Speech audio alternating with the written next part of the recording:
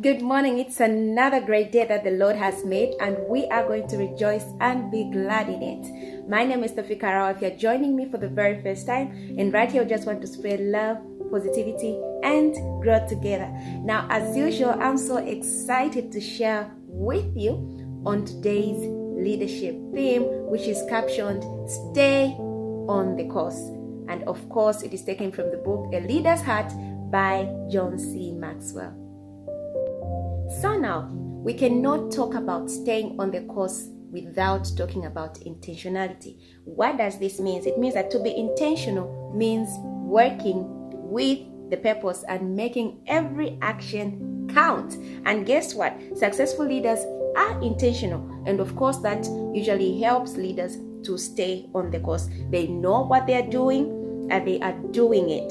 To become more intentional, we have to look at the following things. Number one, we have a purpose worth living for. So we should ask ourselves, what is the purpose that I have that is worth living for? We're able to see from Willis R. Whitney, which is the first director of General Electric's research laboratory, observed that some men have thousands of reasons why they cannot do what they want to. Then all they need is one reason why they can. So, what is your reason why you should do what you're supposed to do? Number two, we have to know our strengths and weaknesses. So, how does that help us? Well, playing to our strengths and weaknesses rekindles our passions and renews our energy each and every time. So, we also look at our strengths, we look at our weaknesses, then we see where we have to improve, and that way we rekindle our passion to keep pursuing our purpose.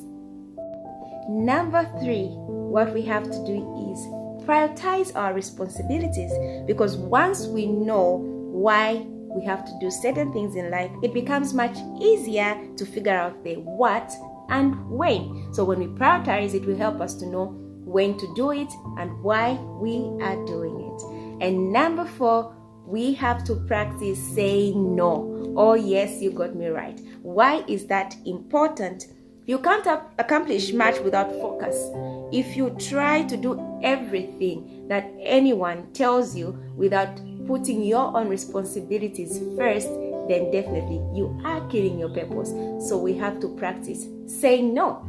It's okay to say no when you can't, and yes, if you can. It's not anything and everything that we're supposed to say yes to.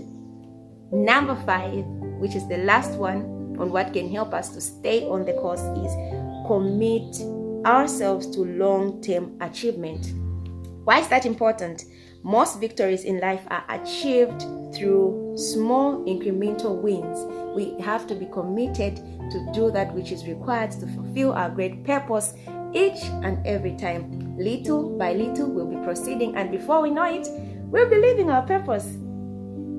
On that note, let us look at our scripture of the day. And our scripture of the day is Joshua 1 verse 7, and it says, "Do not turn from it to the right or the left, that you may prosper where you go."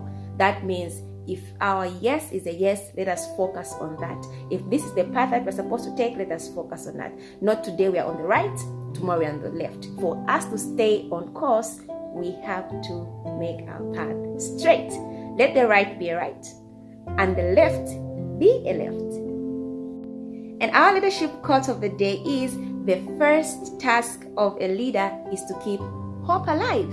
And this is by Joe Barton. My name is Tofika Rawa. Until next time, stay blessed and be of great cheer.